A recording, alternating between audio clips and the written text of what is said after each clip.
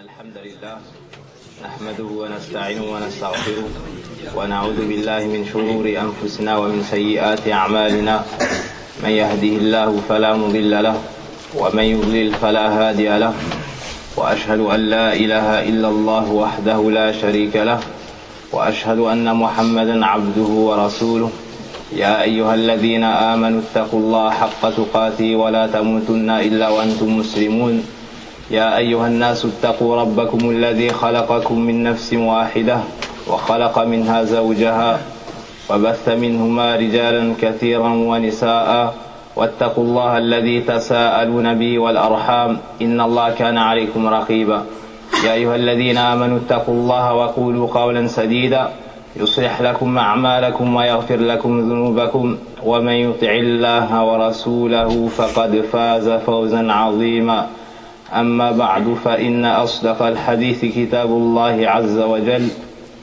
وخير الهدي هدي محمد صلى الله عليه وسلم وشر الأمور محدثاتها وكل محدثة بدعة وكل بدعة ضلالة ثم أما بعد فجزا الله خيرا أخانا بأيوب على ما ألقى على مسامعنا أسأل الله سبحانه وتعالى أن يجزيه خيرا فلقد ذكرنا وبين لنا أهمية التأدب مع الله سبحانه وتعالى.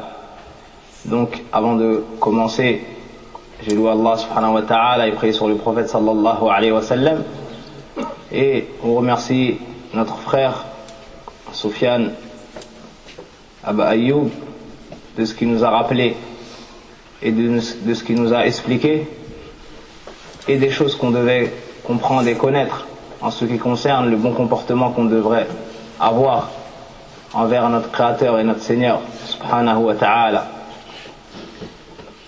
Et ce genre d'assises qu'Allah subhanahu wa ta'ala nous a facilité ce soir sont les meilleures assises qu'un musulman peut trouver, c'est-à-dire s'asseoir dans un endroit afin qu'on lui rappelle ce pourquoi elle a été créée et comment son Seigneur il est immense et il mérite tout le respect.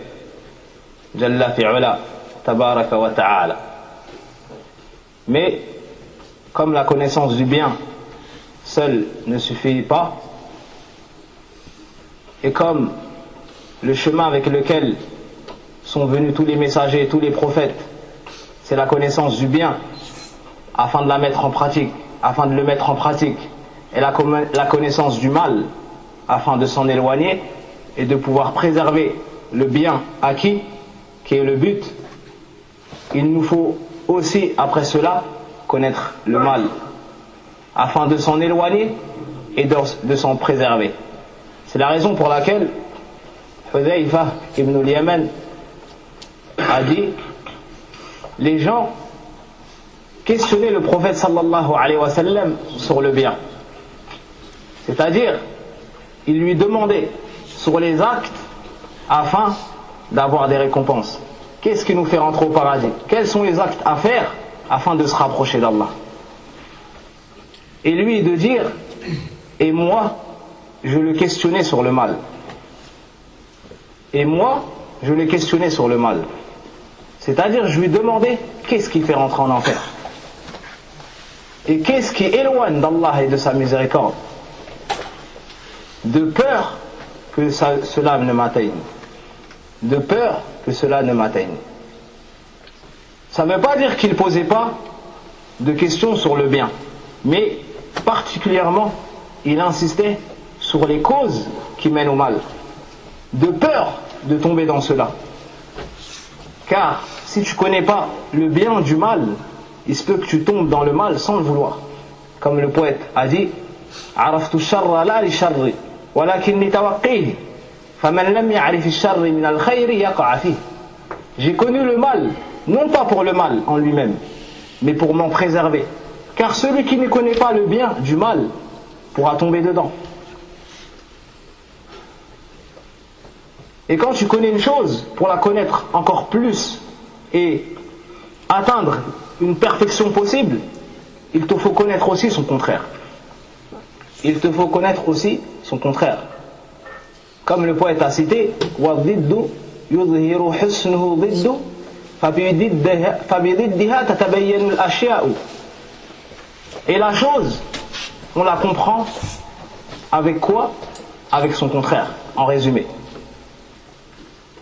Donc, après les paroles qu'on vient d'entendre, il convenait que s'il devait avoir une deuxième personne qui vienne parler après Sofiane, hafidahullah ta'ala, même s'il ne convenait pas que ce soit moi cette personne-là, mais le président Amir m'a redonné cela, et il ne convenait pas que je ne réponde pas à cet appel-là, vu que c'est une adoration d'Allah subhanahu wa ta'ala, que de rappeler mes frères et d'essayer de leur transmettre ce dont on a pu profiter auparavant.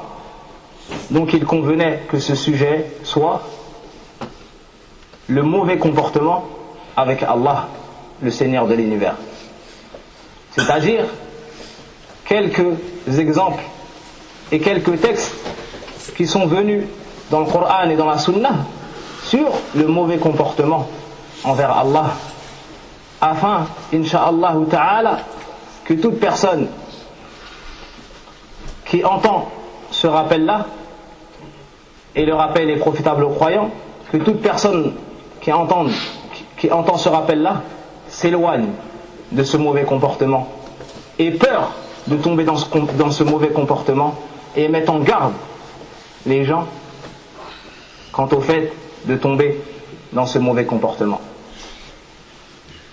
ولما كان أعظم الأدب مع الله سبحانه وتعالى إخلاص العبادة له وحده دون من سواه توحيده، صار أعظم ما يضاد ذلك الإشراك به سبحانه وتعالى، كما بين الله سبحانه وتعالى هذا في كتابه الكريم والنبي صلى الله عليه وسلم في سنته. Donc, lorsque le meilleur comportement et la chose qu'Allah subhanahu wa ta'ala méritait le plus fut le fait de l'adorer lui sans rien lui associer, et le fait de lui donner entièrement toute l'adoration, et lorsque cela fut le plus grand droit qu'Allah subhanahu wa ta'ala a sur ses serviteurs, alors le plus grand mauvais comportement envers Allah subhanahu wa ta'ala, c'est exactement le contraire de cette chose-là, qui est quoi? Le fait de lui donner des associés, qui est le fait de donner ce droit-là suprême, qui est l'adoration, à un autre qu'Allah tabaraka wa ta'ala, ce qu'on appelle al-shirku billah. Et le shirk, c'est le fait que tu donnes un droit d'Allah à autre que Allah. Wa taswiyatu ghayri Allah billah fima huwa min khasa'isillah. C'est le fait que tu donnes des choses qui sont propres à Allah, des choses qui doivent revenir uniquement à Allah subhanahu wa ta'ala, tu les attribues à d'autres que Allah subhanahu wa ta'ala. Et l'adoration, c'est le droit d'Allah, c'est le droit d'Allah sur ses créatures. Le shirk, donc, c'est le fait que tu prennes une adoration et que tu la donnes à un autre qu'Allah subhanahu wa ta'ala, ou bien que tu donnes les attributs les plus parfaits et les plus complets qui ne conviennent qu'Allah subhanahu wa ta'ala et que tu les attribues à un autre que Allah tabaraka wa ta'ala, ou que tu aies comme croyance que quelqu'un fait ce que seul Allah peut faire, comme le fait de créer, de donner la vie et la mort, le fait de donner la guidée, le fait d'accorder des enfants, le fait de guérir de la maladie, et ainsi de suite. Tout ça, il faut le donner qu'à Allah tabaraka wa ta'ala. Et le fait de contredire cela est le pire des mauvais comportements que tu pourrais avoir envers celui qui t'a créé et qui t'a tout donné. Donc, on a commencé par ce point-là, qui est le fait d'associer à Allah tabaraka wa ta'ala. Le prophète sallallahu alayhi wa sallam, قال النبي صلى الله عليه وسلم من حديث ابن عباس رضي الله عنه: بل سئل النبي صلى الله عليه وسلم عن الكبائر فقال الشرك بالله واليأس من روح الله والأمن من مكر الله رواه البزار وحسنه العلامة الألباني. Donc Ibn Abbas rapporte qu'il fut questionné le prophète sallallahu alayhi wa sallam sur les grands péchés. Il répondit le fait de donner des associés à Allah, le fait de désespérer du secours d'Allah et le fait de se sentir à l'abri du stratagème d'Allah, si on peut traduire par cela. De par cela et d'autres textes, on comprend que le pire des péchés, c'est Ash-Shirku Billah, l'association. On comprend que c'est le pire des péchés, et c'est la raison pour laquelle il a commencé par cela. Et ce péché-là, de par cela, tu vas être la personne, a'adanallahu wa iyyakum min haula, qui va avoir le plus grand manque de respect envers son Créateur. Et c'est pour cela que les traces de ce péché-là, ce sont les plus énormes dans la vie de la personne.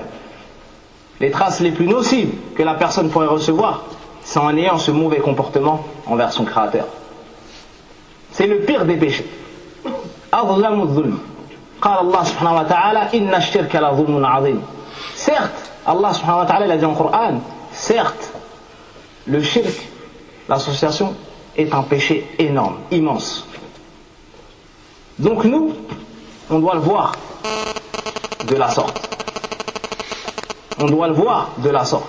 Et toute personne qui commet ce péché-là, elle a fait, certes, elle a commis certes un énorme manque de respect envers son Créateur. De plus, ce péché, il annule tous les actes de la personne. Si c'est le akbar, le grand shirk, qui consiste à donner un égal à Allah. Allah subhanahu wa ta'ala s'était fait dire dans le Coran, وَلَوْ أَشْرَكُوا لَحَبِطَ عَنْهُمْ مَا كَانُوا يَعْمَلُونَ. Et s'ils nous avaient donné des associés, on aurait rendu vain tout ce qu'ils ont œuvré. Imagine-toi, tu as prié 70 ans, tu as jeûné 70 ans, tu t'es levé le matin pour la prière du Fajr, pour aller à la mosquée, chaque matin pendant 55 ans. Et tu as fait beaucoup d'adoration. Puis, vers la fin de ta vie, tu tombes, qu'Allah nous en préserve, dans ce péché-là. Une seule fois, tu donnes une adoration en connaissance de cause. Tu sais que c'est le droit d'Allah sur ses serviteurs, sur les créatures, et tu le donnes à un autre qu'Allah, à une créature créée comme toi. Ben sache que tous tes actes que tu as fait toute ta vie, ils deviendront caducs. À l'instant, si tu meurs, à l'instant où tu fais ce péché-là, à partir de ce moment-là, si tu ne te repens pas et que la mort te vienne, sache que tu vas mourir dans un état où personne ne pourra te dépasser dans la gravité de cet état.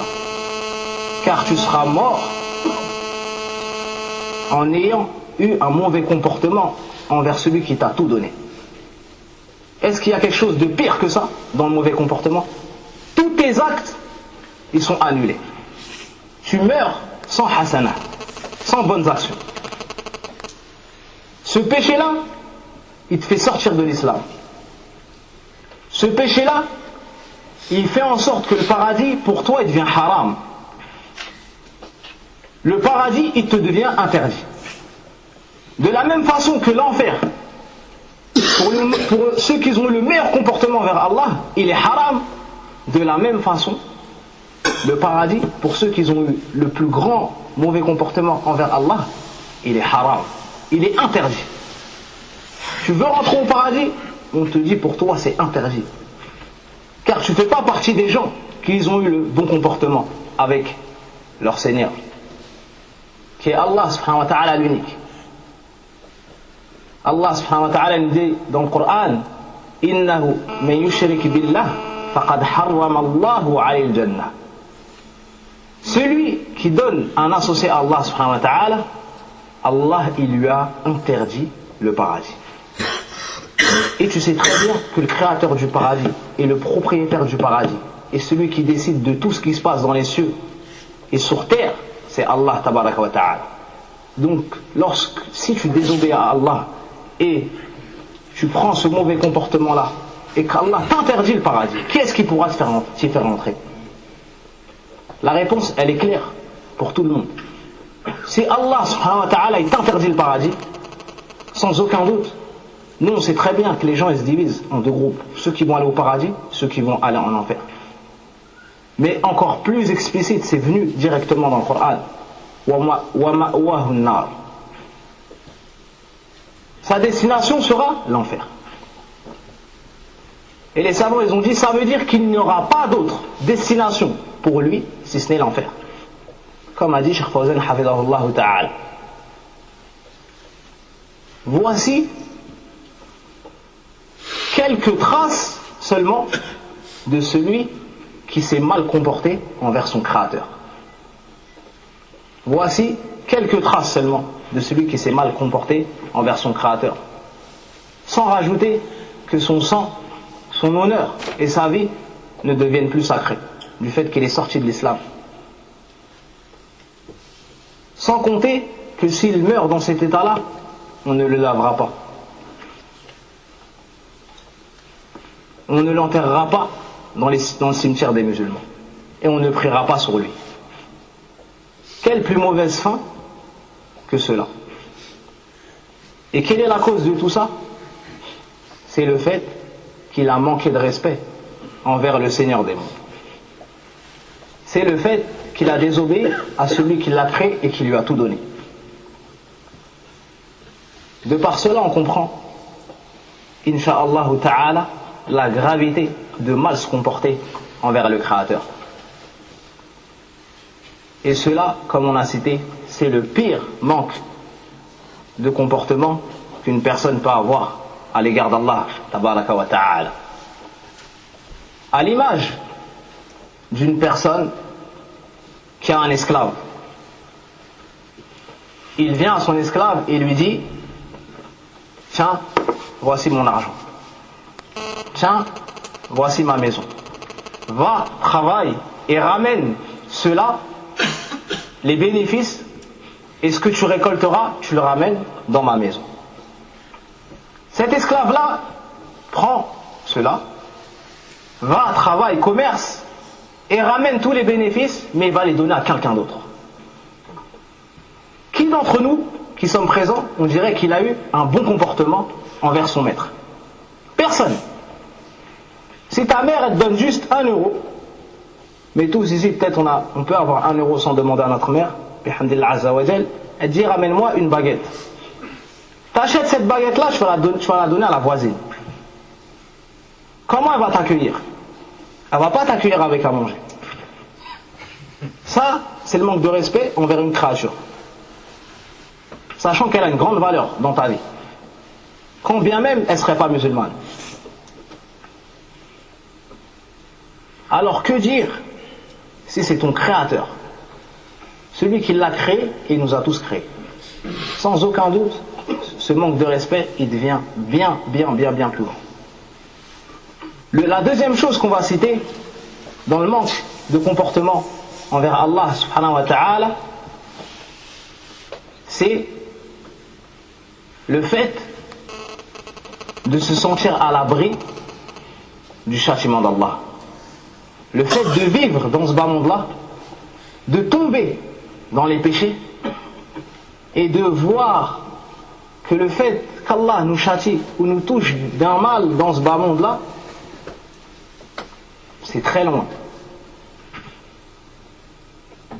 Que la personne elle se dise, moi je suis fort, moi alhamdulillah j'ai une grande famille, je vis bien, je suis en bonne santé, c'est qu'Allah il a voulu mon bien.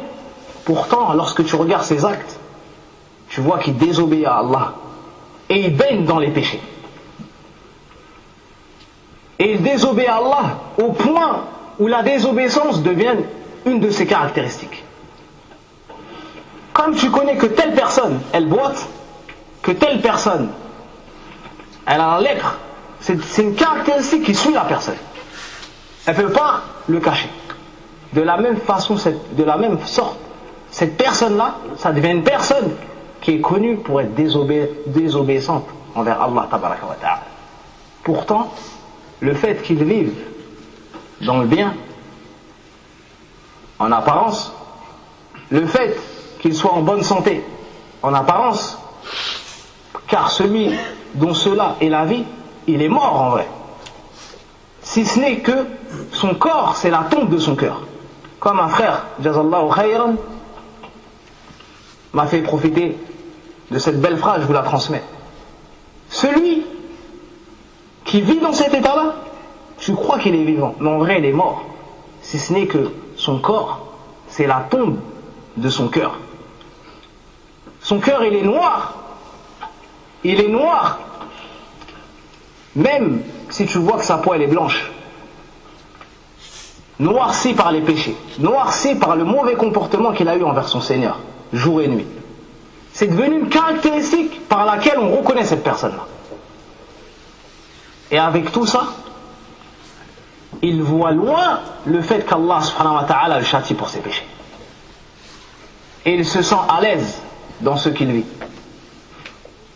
Et il vit sans crainte du fait de revenir vers Allah, sachant qu'il va mourir un jour. Sachant qu'il va mourir un jour. Kullu nafsin dha'iqatul maut. Toute personne va mourir. Donc, il y a un retour qui va se faire vers Allah. Ces gens-là, qui ont manqué de respect envers Allah subhanahu wa ta'ala, au point où ces actes de désobéissance, ce mauvais comportement, est devenu un caractère qui le suit, il a oublié le fait qu'Allah, il est capable de tout. Le fait qu'Allah subhanahu wa ta'ala, il a la force inébranlable. Et le fait qu'Allah subhanahu wa ta'ala, il voit tout. Le fait qu'Allah, il entend tout. Lorsque cette personne-là se cache dans le noir pour désobéir à Allah, il a oublié que même ce noir dans lequel il s'est caché, c'est Allah qui l'a créé. Il a oublié que les bienfaits qu'il utilise pour désobéir à Allah, c'est Allah qui lui a créé. Et au lieu d'utiliser cela pour être reconnaissant envers Allah, qu'est-ce qu'il fait? Il se noie encore plus dans ses péchés. Quelle est la cause de tout cela? On ne va pas loin. On revient à la base. C'est quoi? C'est le fait qu'il a manqué de respect envers son Seigneur, qu'il n'a pas connu et qu'il ne s'est pas attribué le caractère qu'il convenait à avoir envers son Créateur. Cela l'a amené à quoi? À se sentir à l'abri du châtiment d'Allah tabaraka wa ta'ala. Et Allah subhanahu wa ta'ala nous informe de cela dans le Coran et nous dit afa aminu makrallah fala ya'manu makrallah illa al-qawmul khasirun. Est-ce qu'ils se sentent à l'abri du stratagème d'Allah?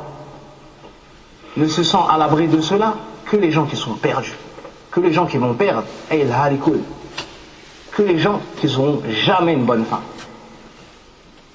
Et dans ce verset-là, Allah subhanahu wa ta'ala, il nous informe sur des gens qui ont désobéi et qui n'ont pas accepté le message avec lequel leur est venu les prophètes. Ahlul Qura, leur est venu des gens pour les appeler à adorer Allah sans rien lui associer et obéir aux prophètes. Ils n'ont pas accepté ce message-là et leur ont désobéi. Puis Allah subhanahu wa ta'ala nous a informé la cause qui les a menés à avoir ce mauvais comportement envers les envoyés d'Allah et envers le message qui leur est venu de la part de leur Seigneur. Qu'est-ce que c'est?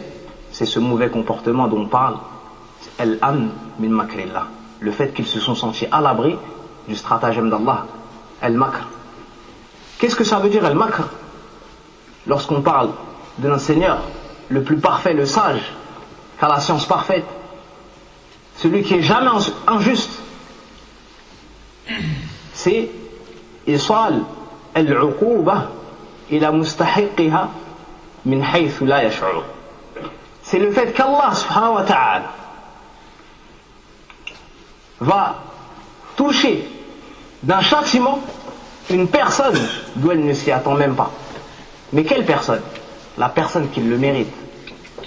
Une personne qui est injuste, une personne qui désobéit à Allah subhanahu wa ta'ala, une personne qui a rien à voir et qui connaît rien au bon comportement à avoir envers Allah, une personne qui se comporte mal avec Allah, alors Allah la laisse. Il la laisse désobéir et il la laisse par une sagesse qu'il sait et une science parfaite, pas par faiblesse mais par science parfaite et sagesse parfaite. Alors cette personne-là, elle va croire qu'elle est dans un bien. Combien de gens il dit, lorsque tu leur dis prie, ou une femme tu lui dis comporte-toi comme ceci, comme cela, elle te dit moi alhamdoulilah j'ai tout ce qu'il me faut. Regarde, j'ai de l'argent, j'ai une maison à crédit bien sûr, j'ai des enfants, j'ai la santé. D'accord? Tu le vois, il est bien portant. Mais tu vois qu'il est dans les péchés du matin au soir. Et un faible d'esprit pourrait se dire, mais c'est vrai, subhanallah. Moi je vis comme ça, c'est difficile, je me lève tôt, je vais à la mosquée, lui il fait pas tout ça pourtant. Regarde comment il est. Mais non, le musulman il sait d'où il prend son enseignement. Du Coran. Et le Coran il t'apprend que ça s'appelle un makr et un istidraj. Le fait qu'Allah il le laisse dans ces péchés-là pour mieux le châtier à la fin, que de par ce qu'il a fait, pas injustement. Allah il est jamais injuste. Allah il est jamais injuste. Et au moment où la personne ne s'y attend pas, elle reçoit un châtiment, qu'elle soit en train de dormir ou en train de marcher, qu'elle soit en bonne santé ou en mauvaise santé, le châtiment il la touche, d'où elle ne s'y attendait pas. Quelle est la cause de tout ça? On revient à la base, le mauvais comportement qu'elle a eu avec Allah. Qu'est-ce qui a poussé les gens à désobéir à Allah sans même se cacher? Ils se sentent à l'abri du châtiment d'Allah. Sinon une personne dont le cœur est rempli de crainte d'Allah ne peut pas avoir un mauvais comportement envers son Seigneur en connaissance de cause. Par ignorance, mais lorsque la science lui parvient, elle s'arrête immédiatement et se repent. Donc le fait d'ignorer le comportement qu'il convient d'avoir envers Allah et le fait de mal se comporter envers Allah, ça peut avoir une fin très très très très grave. De par cela, on comprend l'importance de quoi? D'étudier la science, d'étudier les droits d'Allah sur nous, d'étudier les noms d'Allah subhanahu wa ta'ala et les attributs d'Allah tabaraka wa ta'ala, afin de l'adorer comme il le mérite et afin de s'éloigner de tout ce qui contredit le bon comportement envers Allah tabaraka wa ta'ala.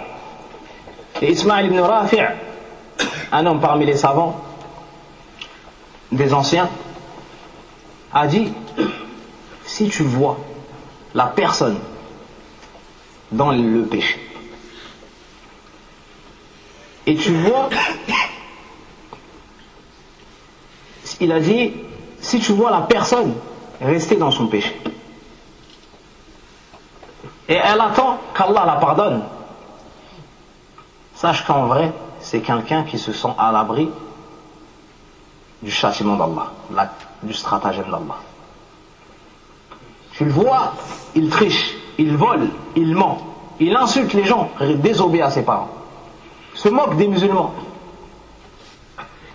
Il dit qu'Allah me pardonne, qu'Allah me pardonne, et il revient et il recommence. Tu le vois, il reste dans cet état-là. Ben, ce savant il nous apprend et il nous dit, sache qu'en vrai ça c'est une personne qui se sent à l'abri. Donc que chacun il médite sur ses actes, que chacun il médite sur ses actes. Est-ce que lorsqu'on te vient, on te dit ya akhi ittaqillah, je veux pour toi le bien, éloigne-toi de ces choses-là. Ne sais-tu pas qu'Allah a dit ceci et cela dans le Coran? Ne sais-tu pas que le prophète sallallahu alayhi wa sallam a dit ceci et cela?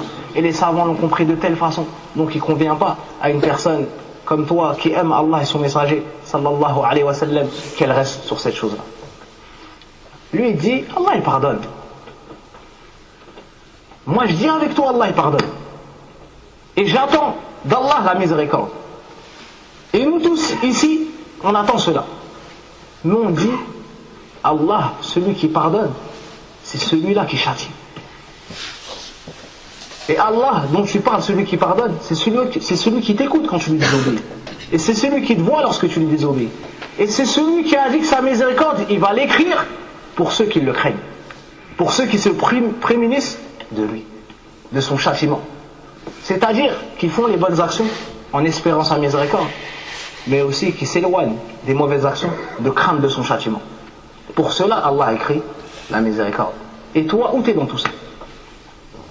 Lorsqu'on t'appelle à une bonne action, où t'es? À la salade du Fajr, où t'es? Sauf pour une cause, si ce n'est une cause légiférée. Lorsqu'on appelle à aider un musulman, où t'es? Lorsque le mois du Hajj il vient et que tu as de l'argent, où t'es? Lorsqu'il y a un cours, où t'es? Ouais, mais il n'y a pas de voiture. Il y avait des voitures au temps du prophète sallallahu alayhi wa sallam. Ouais, mais c'est loin. C'était loin quand tu allais au travail.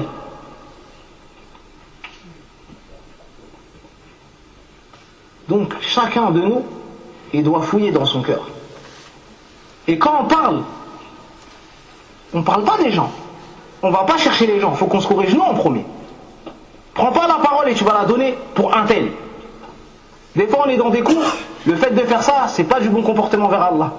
Ah ouais, c'est vrai lui. Dans ta tête, tu dis c'est vrai lui, il fait ça. Regarde-toi, toi, cherche-toi. Va pas chercher loin. Sinon, les gens ils vont faire la même chose avec toi. Les gens ils vont faire la même chose avec toi. Toi, tu as une langue. Eux, ils sont pleins et chacun ils ont une langue. Toi, tu n'as qu'une langue. Et le coup de langue, il est pire qu'un coup d'épée. Des fois. Et les gens, chacun ils ont une langue. Donc, va pas mettre un coup à une personne et toi, tu vas te faire trancher la tête. Mais délaisse le mauvais comportement envers Allah, qui consiste à faire quoi? Ne pas sentir qu'il te surveille.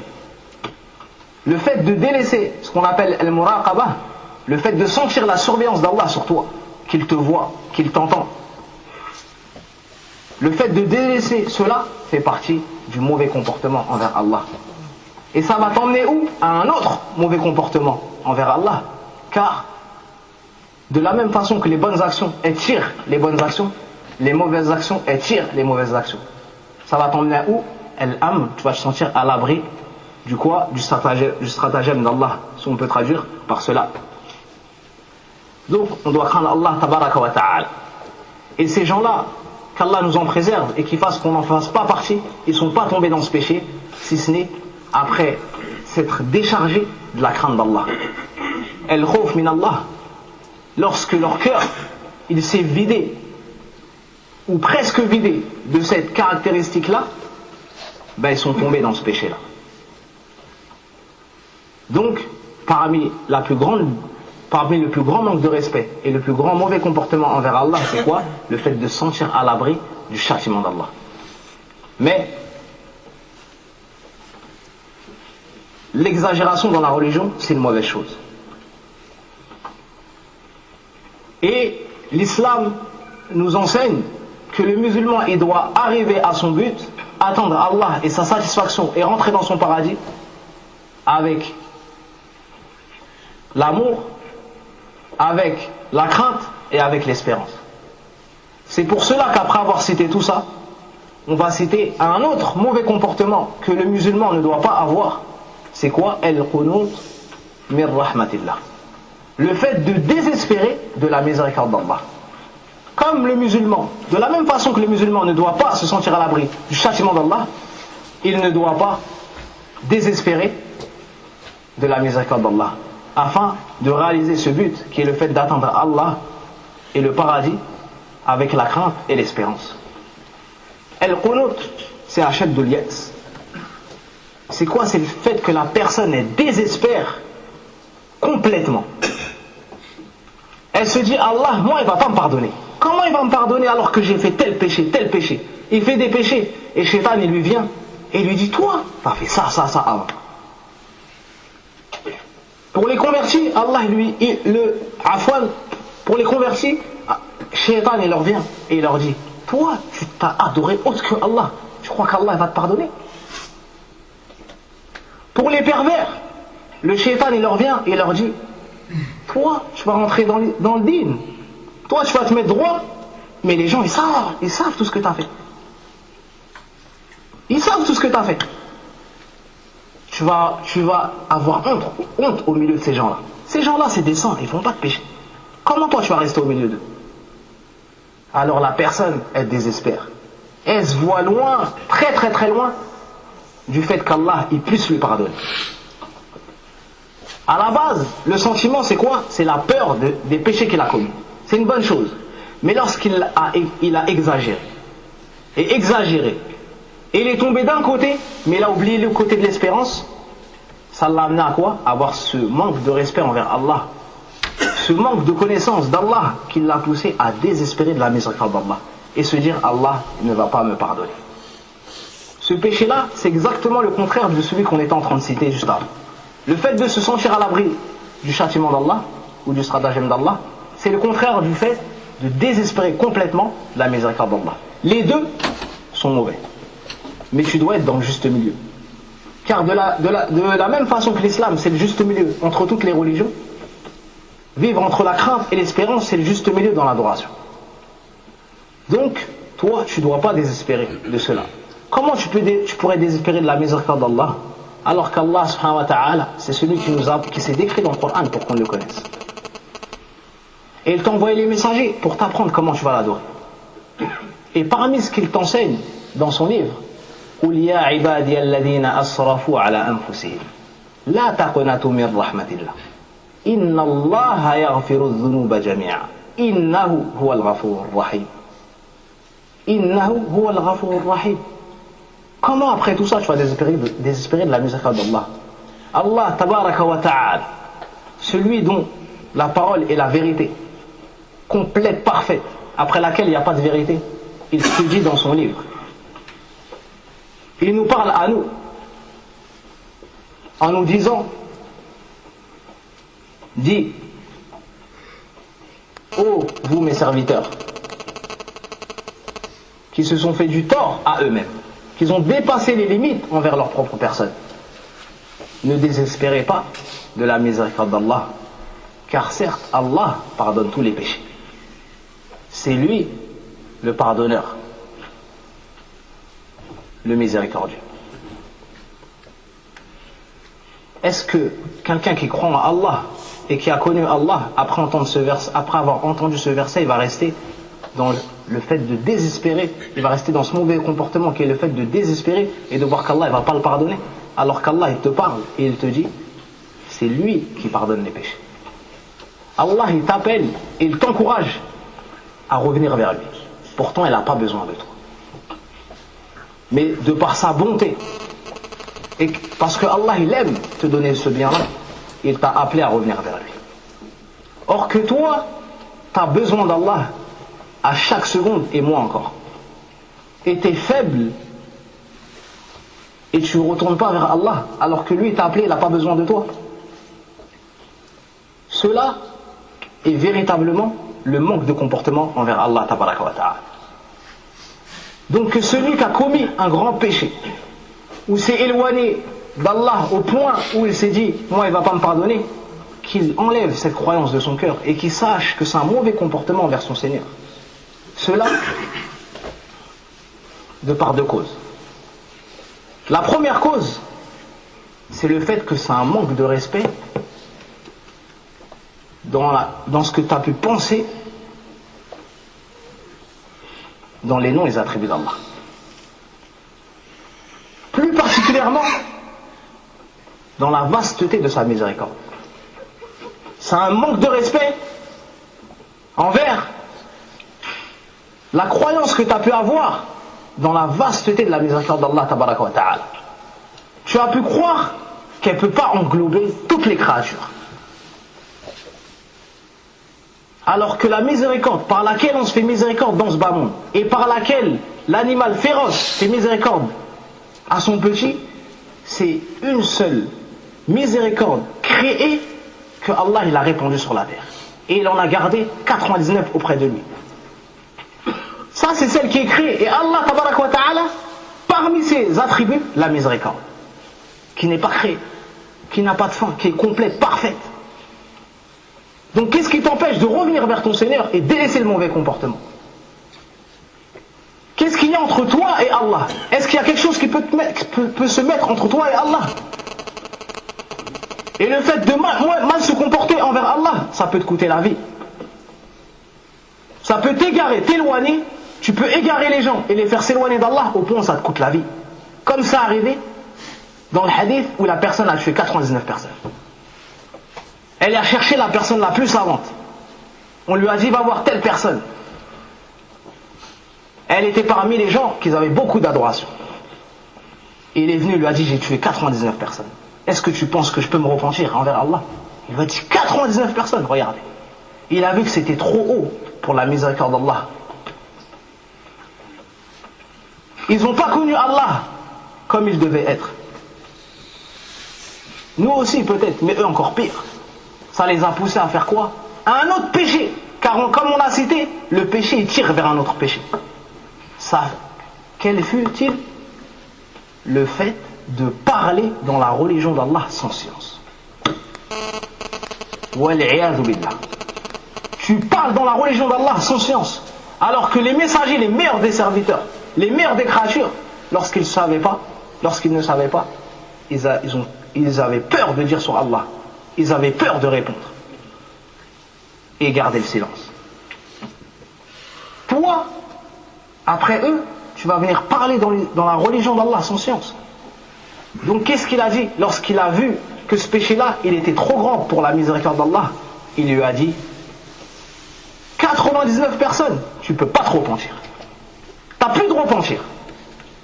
Cette personne-là qui a tué 99 personnes, il a complété le nombre de 100 en tuant cette personne-là. Donc il a tué 100 personnes. Et il est parti à la recherche de quelqu'un qui pourrait l'informer sur sa grande question religieuse. Et il a demandé la personne la plus savante, de peur d'avoir un mauvais comportement envers Allah, qui aurait été le fait de remettre les choses importantes, de remettre la chose la plus importante, qui était sa religion, et son retour vers Allah entre les mains d'une personne qui n'était pas fiable. Et de cela on tire quoi? Que lorsqu'il y a des grandes questions, il convient de les donner aux grandes personnes. Et de se taire et de ne pas parler dans la religion d'Allah sans science. Car cela est un mauvais comportement envers Allah. Et toi, tu es un esclave d'Allah, tu es un serviteur d'Allah. Tu es là juste pour bien te comporter avec Allah. Et pour l'adorer sans rien lui associer. Donc on lui a annoncé une autre personne. Et il est parti, il lui a dit j'ai tué 100 personnes. Est-ce que je peux me repentir? Regardez la réponse de la personne qui s'est bien comportée envers Allah. Il ne lui a même pas répondu directement. Il lui a donné une phrase, lorsqu'il l'a vu dans l'état où il allait, ou peut-être il aurait pu désespérer de la miséricorde d'Allah, il lui a dit une phrase qui allait le remettre dans le juste milieu, qui allait le faire espérer et lui faire connaître la vasteté de la miséricorde d'Allah, en lui disant, et qui est-ce qui pourrait se mettre entre toi et la miséricorde d'Allah? Qui est-ce qui pourrait venir entre toi et la miséricorde d'Allah? Il lui a dit, bien sûr tu peux te repentir, mais tu vis dans un mauvais endroit. Et en apparence, il vivait dans un endroit, peut-être un endroit non musulman. Comment une personne peut tuer 100 personnes? C'est qu'il vit dans un endroit, c'est mauvais. On laisse tuer 100 personnes. Donc, il lui a dit, pars. Pars. D'accord? Il lui a dit de s'éloigner de cet endroit-là. Jusqu'à la fin du hadith. Allah subhanahu wa ta'ala lui a pardonné, ainsi de suite. Pourquoi je ne cite pas? Car la raison pour laquelle j'ai cité le hadith est passée. C'était le fait que lorsque cette personne-là s'est mal comportée avec Allah, il a dit, t'as pas de repentir. Il a parlé dans la religion d'Allah sans science. Et il a parlé sur Allah. Il a dit une chose sur Allah qu'Allah n'avait pas dit sur lui-même. Et parmi les pires des mauvais comportements, le fait que tu appelles Allah d'un nom dont il ne s'est pas appelé. Le fait que tu caractérises Allah d'une des caractéristiques qui ne s'est pas attribuée ou ne lui a pas attribué le prophète sallallahu alayhi wa sallam dans un hadith authentique. Et lui s'est comporté de la sorte. Donc la personne doit protéger sa langue. Sinon, elle risque d'avoir la même fin que cette personne-là qui s'est fait tuer. Donc il ne convient pas de, après avoir connu la vasteté, l'étendue de la miséricorde d'Allah, qu'on désespère de cela. Et sans aucun doute, cela vient du shaitan. Le fait que tu te dises, comment Allah il va me pardonner alors que j'ai fait ceci, cela. Donc la première chose qu'on a dit, c'est un manque de respect envers Allah. Dans quoi? Du fait que tu te dis, la miséricorde d'Allah elle n'est pas assez vaste pour m'englober. Mes péchés sont trop hauts. هذا طعن في رحمة الله عز وجل. La deuxième chose, هذا طعن في قدرة الله تبارك وتعالى. العزيز الجبار. C'est un manque de respect envers la puissance d'Allah subhanahu wa ta'ala et la capacité, si on peut dire comme cela, d'Allah tabaraka wa ta'ala. Tu as vu trop haut tes péchés devant la puissance d'Allah. Allah, il est ala kulli shay'in qadir. لا يعجز شيء في السماوات ولا في الأرض. إنه كان عليما قديرا. عليما قديرا. Allah subhanahu wa ta'ala, il est savant et il a la capacité, il est capable de tout, il a la force parfaite, complète. Quand bien même tes péchés rempliraient tout ce bas monde-là, la force d'Allah elle est plus grande, la miséricorde d'Allah elle est plus grande. Alors enlève cela et rapproche-toi d'Allah subhanahu wa ta'ala. Et ne dis pas Allah il a dit Inna Allah yaghfiru dhunuba jami'a et tu restes dans ce péché-là. Non, c'est pas comme ça qu'on doit comprendre ce verset-là. C'est pas comme ça qu'on doit comprendre ce verset-là. C'est avec le repentir. Même le shirk, Allah il le pardonne avec le repentir. Même la mécréance, avec le repentir, Allah il la pardonne. Et plus encore, celui qui se convertit et qui faisait partie des gens du livre, Allah il lui donne 2 fois sa récompense. Il fait partie du groupe des gens qui auront 2 fois leur récompense. Du fait qu'ils ont cru à leur prophète et qu'ils ont cru au dernier prophète. Donc Allah il lui pardonne. Donc, délaissons ce mauvais comportement qui consiste à quoi? À se sentir à l'abri du stratagème d'Allah, du châtiment d'Allah et au fait de désespérer la miséricorde d'Allah subhanahu wa ta'ala. Parmi les mauvais comportements envers Allah subhanahu wa ta'ala, il y a le fait de lui attribuer un enfant, comme l'ont fait les chrétiens. Allah il n'a aucun besoin. Allah tabaraka wa ta'ala, il n'a pas hérité de quelqu'un et personne ne va hériter de lui. قل هو الله أحد أعوذ بالله من الشيطان الرجيم بسم الله الرحمن الرحيم قل هو الله أحد الله الصمد لم يلد ولم يولد ولم يكن له كفوا أحد.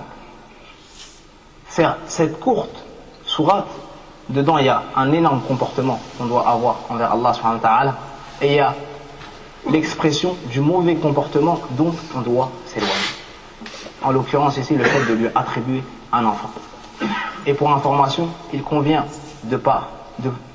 afin de ne pas avoir un mauvais comportement envers Allah et afin d'avoir le meilleur comportement envers Allah, de faire attention aux détails, comme nous a cité notre frère et notre professeur dans le cours passé. Et ici, un point. C'est le fait de dire une courte sourate et le fait de ne pas dire une petite sourate, comme certains savants ont souligné. Le fait de dire une suratun qasira et pas de dire sarira, parce que tout le Coran il est azim. Tout le Coran il est azim. S'il aurait été révélé sur une montagne, qu'est-ce qui se serait passé? Il est azim. Donc, parmi les mauvais comportements, le fait d'attribuer Allah. Non. Parmi les mauvais comportements, ça c'est ce qu'ont dit les chrétiens. Ils ont dit Isa ibn Allah, c'est le fils d'Allah. Ils ont dit c'est Allah. Ta'ala Allah amma yaquluna 'uluwan kabira. Ils ont dit de Isa sallallahu alayhi wa sallam, notre prophète fi'lan. Notre prophète fi'lan. Ils ont dit de lui que c'était le 3e de 3. Parmi ceux qui se sont mal comportés envers leur Seigneur, il y a également les Juifs. Ils ont dit Uzair ibn Allah. Et ils ont dit Yadullah maghloula. Ils ont dit la main d'Allah, elle est fermée. Donc, elle est fermée. Ils entendent par cela, il est avare. Il est avare. ton Seigneur il est avare, alors que ta présence dans ce bas monde-là, c'est la preuve complète de sa générosité, de sa miséricorde. T'étais rien, il t'a fait. Et après tu vas dire cela. صدق النبي صلى الله عليه وسلم إذ يقول ما أصبر على الأذى من الله. Il n'y a pas une chose qui est plus patient sur les nuisances que Allah. Ils prétendent qu'il a un enfant et lui leur donne des enfants et leur subsistance. Toi, si on te fait un mal, tu es prêt à parler sur ton frère du jour même dans ton rêve ou dans ton cauchemar. Tu es prêt à manger sa chair parce que tu as oublié qu'Allah est surveillé. Tu as eu ce mauvais comportement. Alors que ton Seigneur, celui qui t'a créé, il patiente sur leur mal et il leur donne leur subsistance et il leur donne des enfants. Et tu sais très bien ce qu'une femme elle est capable de faire pour avoir un enfant lorsqu'elle n'en a pas. Parmi les mauvais comportements, le fait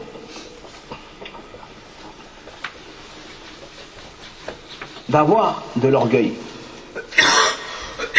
d'être orgueilleux, un grand manque de respect envers Allah. Toute personne est une créature d'Allah tabaraka wa ta'ala.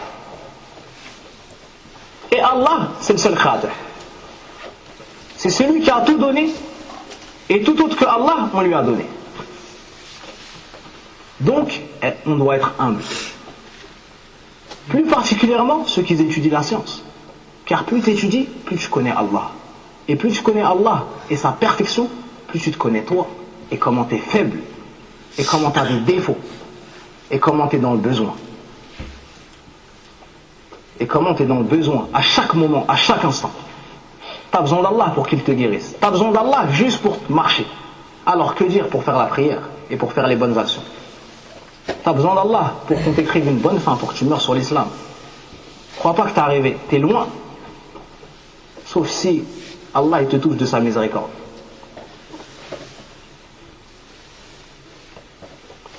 Et le premier à avoir eu cette caractéristique-là, c'est Iblis. Il a dit, lorsqu'on lui a ordonné de se prosterner devant Adam, en obéissance à Allah, il a refusé. Aba wastakbar wa kana min al-kafirin. Il a refusé et il s'en enorgueillit. Il a pensé qu'il était mieux qu'Adam, donc il ne devait pas se soumettre, quand bien même ce serait l'ordre de son Seigneur. Donc celui qui a un bon comportement envers Allah, il doit s'éloigner de cette caractéristique-là. Il a suivi dans ce mauvais comportement-là, qui est l'orgueil, Pharaon. Il s'est vu mieux que les autres. Et il s'est dit, comment moi je vais suivre Moussa et son peuple, alors que son peuple sont mes esclaves. Il a oublié que lui aussi c'était un esclave. Et qu'Allah c'est celui qui a dit dans le Coran, Maliki yawmiddin. Et il ne savait pas ça car le Coran est venu après lui. Ça c'est pour nous. Maliki yawmiddin. Que ce jour-là, tout le monde sera esclave. Et le vrai Malik, ce sera Allah tabaraka wa ta'ala. Ce jour-là, la royauté va partir. Et il restera que la vraie royauté, celle qui ne bouge pas. La royauté d'Allah tabaraka wa ta'ala.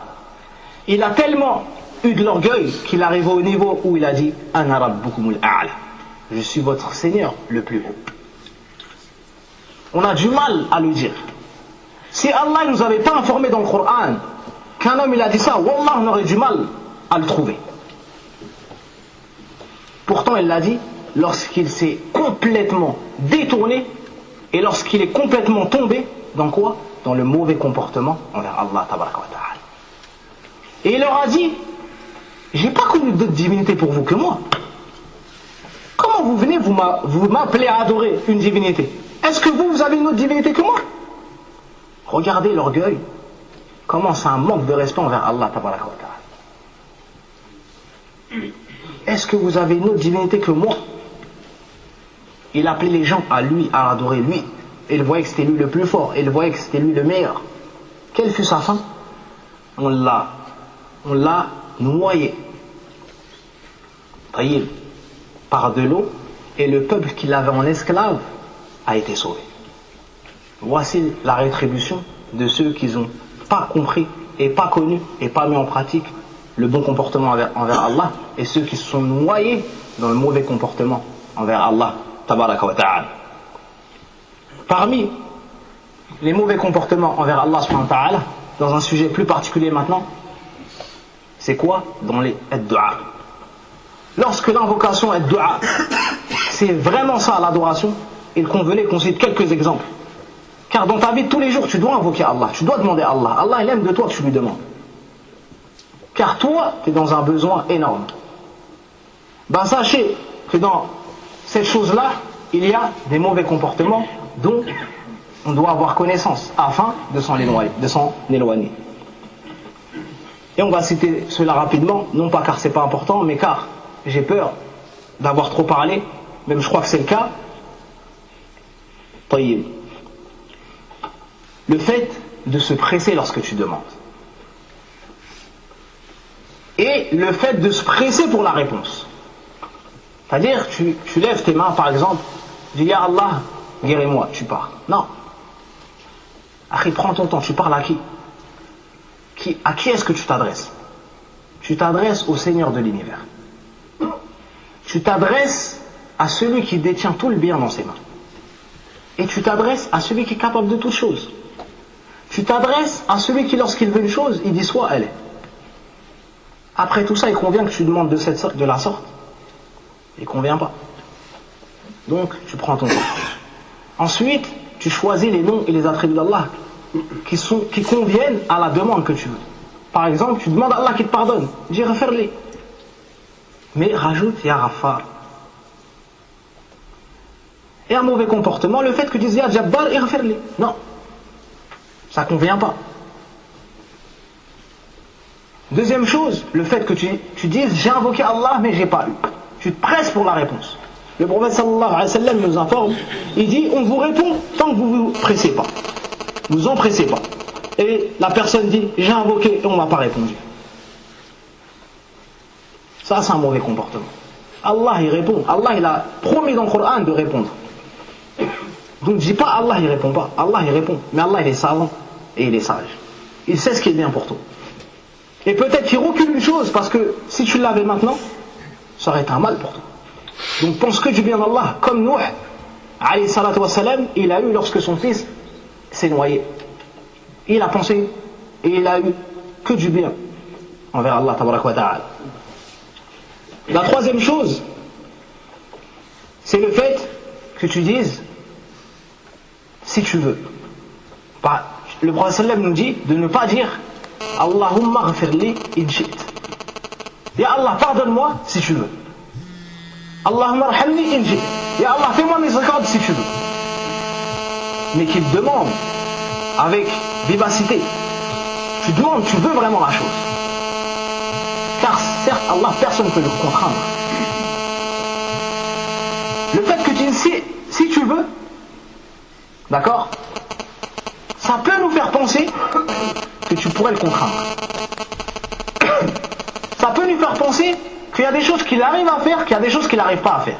Donc c'est un mauvais comportement envers Allah. Allah, il est capable de tout. Ça pourrait nous faire penser que sa générosité a des limites. Or que Allah, sa miséricorde, elle est vaste, sa générosité, elle est très vaste. À la perfection. Et une autre chose qui rentre aussi dans le mauvais comportement, ça peut nous faire penser que toi, ton besoin, c'est pas un grand besoin. S'il me donne, alhamdulillah, si on ne me donne pas, tant pis. D'accord? Non. Tu es un serviteur. Lorsque tu demandes, tu montres ton besoin. Tu montres ton besoin. Au point où des anciens, lorsqu'ils allaient faire dua, ils mettaient des habits qui montraient leurs besoins. On ne te dit pas d'aller faire ça. C'est juste un exemple. Voyez. Donc lorsque tu demandes, demande de la meilleure façon. Parmi les mauvais comportements, donc on a dit le fait de dire Ya Allah si tu me donnes. Et ça c'est on s'étonne de voir que c'est très répandu chez les gens. Allah arhamak insha'Allah. Qu'Allah il pardonne insha'Allah. Tout ce que tu dis à la fin tu mets insha'Allah. Pourquoi? On t'apprend ici que c'est pas le comportement à avoir. Et plein, wallah, le nombre de fois on entend ça, c'est incroyable. Donc sachez maintenant que ça, c'est pas un bon comportement. On doit délaisser cette chose-là. Min al-an, si on ne l'a pas déjà délaissé. Tu demandes pas une chose et tu dis Inch'Allah. C'est compris? Ça y est. Sauf dans un cas. Qui peut me le dire? Il y a une dua, on la allaq avec al-mashi'a. Faddal.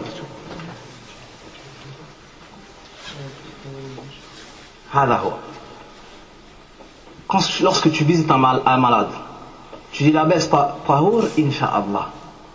Pourquoi?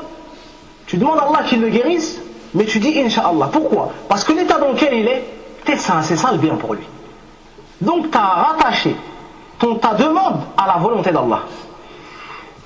Voyez, dans ce cas-là, particulièrement, ça c'est ce sur quoi on a eu connaissance, qu'on a dit insha'Allah. Si quelqu'un connaît un autre cas, qu'il me fasse profiter de sa science. Wajazallahu khayran. Donc, les gens, ils n'ont pas estimé Allah à sa juste valeur. Ça les a poussés à mal se comporter envers lui. Au point où un homme de ceux qui sont passés a dit, il y avait quelqu'un avec lui. Lui était pieux et faisait beaucoup d'adoration. Et l'autre désobéissait à Allah. Et c'était ils étaient très proches. Un jour, et à chaque fois il lui disait, arrête de faire des péchés, arrête. À chaque fois il le réprimandait, et lui il continue. Un jour il l'a trouvé en train de faire un péché à ses yeux c'était énorme. Il lui a dit, Wallah, la yaghfirullah lak. Ce qu'on appelle al-iqsam ala Allah. Il a juré par Allah qu'Allah ne va pas le pardonner. Regardez ce qui s'est passé. Allah les a fait mourir les deux. Et il les a jugés.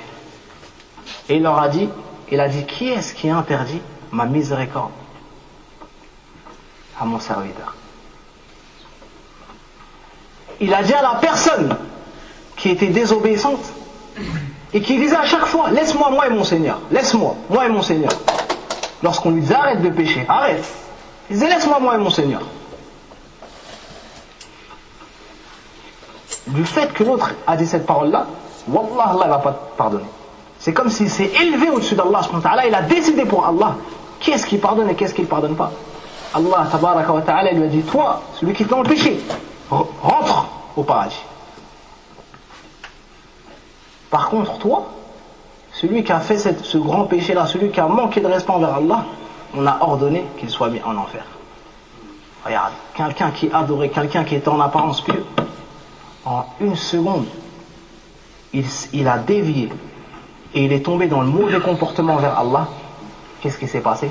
Ça lui a valu l'enfer. Et Allah n'est jamais injuste. Médite sur ça, ya akhi. Une parole, ça peut te causer l'enfer éternel.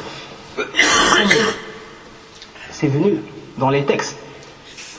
On va citer qu'un seul hadith pour conclure.